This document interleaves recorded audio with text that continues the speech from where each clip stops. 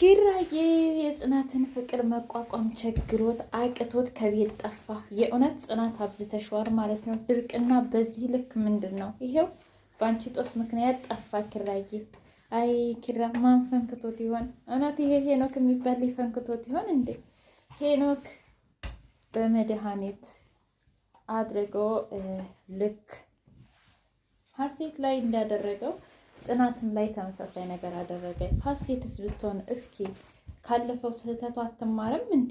ቆይ ይሄን ያህል ለእኔ ነኝ ያ ሄኖክ የሚባለው ልጅ እኔ ነኝ ብሎ ቢነግረው ለኪራ ምን ችግር አለው? ይሄን ያህል እውነት እቺ ሀሴት የምትባል በጣም አናዳኛለች። ግን በእርግጥ ሄኖክም ላይ አድርጋበታለች።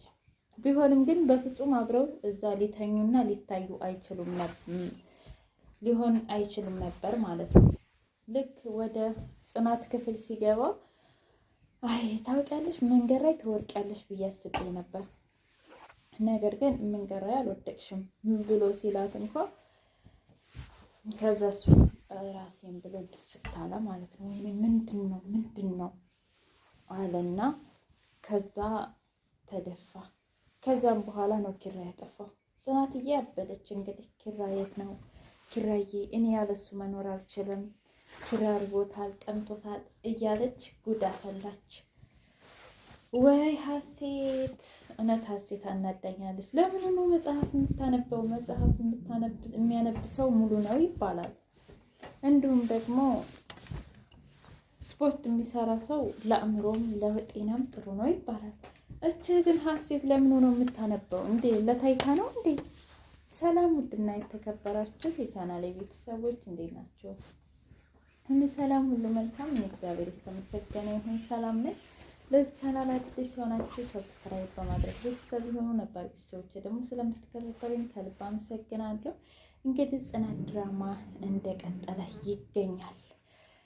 እውነት ለመናገር ወይኔ ማለት ነው ኪራዬ፣ ጽናትዬ ያለፈው ስህተቴን ሙሉ ለሙሉ ለማስተካከል እየሞከርኩ ባለሁበት ሰዓት ብዙ ነገሮችን ለአንቺ ኦፕን እያደረግኩ በመጣሁበት ሰዓት አንቺ ግን ከኔ በልጦብሽ ከሄኖክ ጋር ሆነሽ ማየቱን በፍጹም አልቻልኩም የሚል ቴክስት ጽፎላት ልልከው ነበር።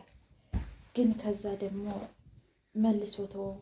አምላኬ ሆይ ምን እየተካሄደ ነው ያለው? እባክህ እሷን የምረሳበት አቅም ስጠኝ እያለ ከራሱ ጋር እየተፋጠጠ ይገኛል።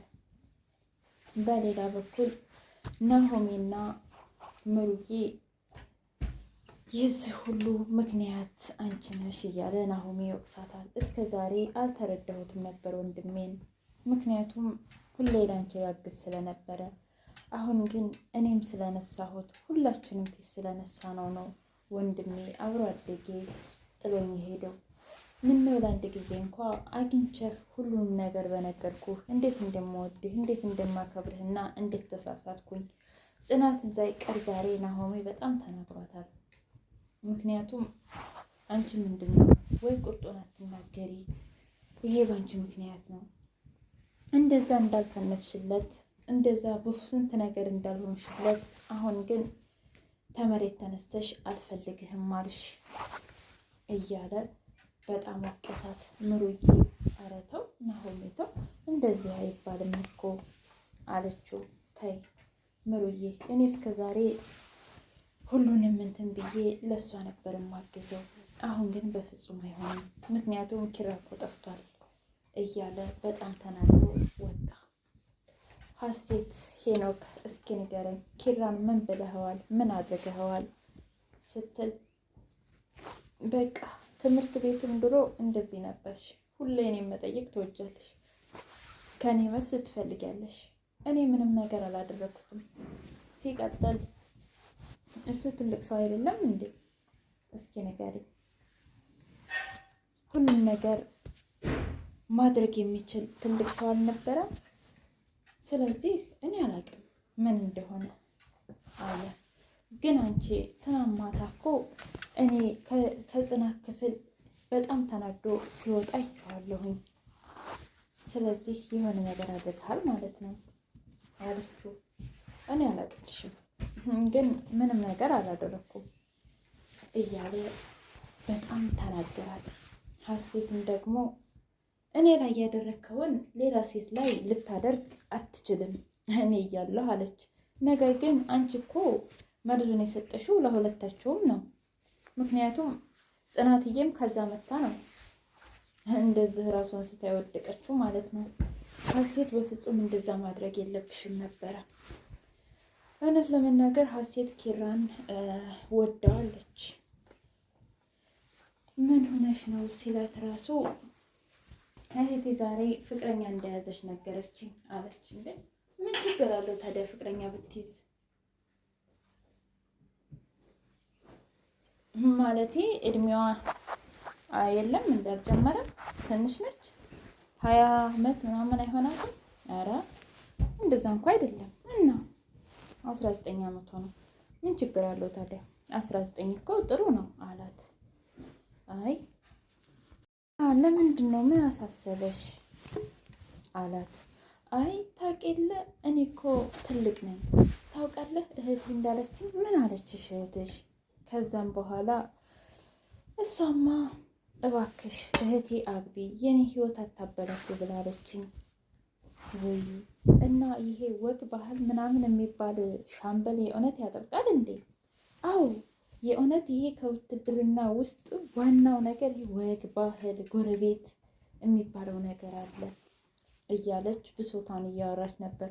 አይዞሽ በቃ ሁሉም ለመልካም ነው ለበጎ ነው እያለ ማጽናናት ጀመረ ኪራ። ጽናት ደግሞ ኪራ ልሄድ ነበረ ወደ ውጭ። ችግር የለውም ሂጂ፣ እኔን ማስፈቀድ እኮ አልነበረብሽም አላት። አይ ከደበረህ እኮ ይቀራል አለችው። እንዴ እኔ ደበረኝ ብዬሻለሁ? አንቺ ሴትዮ ምን ሆነች ነው? ስረቅሽ ትቀርብኛለሽ፣ ስቀርብሽ ደግሞ ትርቂኛለሽ እያለ በጣም ተናደደ። ከዛም በኋላ ጽናትዬ በቃሽ እኔ ዙሮ እነ ሰኒ ጋ ነው የሚሄደው እራሴን ላስተካከል ስትል እኔ የትስ ብትሄጂ እኔ ምን አገባኝ ብሎ ኪራ ተናገረ። በቃ ሞቅ ባለ ነገር በንዴት ነገር። ከዛ ወይ ጉድ ብላ እሷም ዝም አለች። ጽናትዬ እነ ሰኒ ጋ እንደሄደች እንዴ ሰኒዬ ቆየሽ እኮ ጽናት አለች። ያው ታውቂ የለ ምግብ ሰርቼ ምናምን ለኪራ እንዳይረባው እያልች አንቺ በቃ ሴትዮ እንደምትገርም ልጅ ነሽ እያሉ እያወሩ ለማንኛውም ምግብ ላቅርብ ስትል አይ ምግብስ ይቅርብኝ፣ ነገር ግን ከምግቡ ሌላ ቡና አለች። እሺ ወሬያቸውን እየሳይኩ ቡናው አረ ግን ቡናው እኮ አይታየኝም ታውቂያለሽ፣ ግን ይኖ ሴኔሞኒ ምናምን ደስ ይለኛል እያለች አወራች። ውይ ቡናው ገነፈለ ማለት ነው ብላ ወደ ቡናው ስትሄድ እና ምን አዲስ አለ? ምንም የለም ብቻ ግን አለሁኝ። ቤቱን አላከራየሽውም እንደ ስትላት ኧረ አላከራየሁትም አለ አይደል አንቺን ለምጄ እኮ ሌላ ሰው መጥቶ እንዲከራየው አልፈለኩም እያለች እያወራች ነበር። በሌላ በኩል ምሩና ናሆሚ እንዴ በጣም ቆየሽ እኮ አላት። ደግሞ ስደውልልሽ ስልክ አታነሽም ሲላት ውይ ስልኬ ታውቂ የለ ባትሪ እምቢ ብሎ አለችው።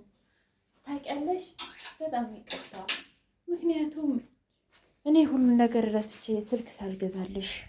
ወይኔ ምን ይሻለኛል ስራ እኮ በዝቶብኝ ነው አላት። አረ ችግር የለውም ናሆሚ ምንም ችግር የለውም፣ ያው እነ ጽናት ጋር ቆይቼ ነው። ግን በአሁኑ ጽናት በጣም አብዝተዋለች፣ ብትመክሪያት ጥሩ ነው። ታውቂ የለ እኔ እስከ ዛሬ ሁሌም እማግዘው ለጽናት ነበረ እንጂ አሁን ለኪራ አይደለሁ እንዳይመስልሽ፣ ግን ያደረገችው ነገር አግባብ አይደለም ብሎ ነገራት። እሱን አውቃለሁ፣ ግን ደግሞ ጽናት ታውቂ የለ የእውነት አንተ ጽናት እንደዚህ ያደረገች ይመስልሃል አለችው። እሱን አላውቅም ምሩ፣ ነገር ግን ነገሮች መስተካከል አለባቸው ብሎ ነገራት። አብሽሩ እሺ ብቻ እንደምንም ብሎ አንዴ ኪራ ይገኝ እንጂ አለች ምሩዬ።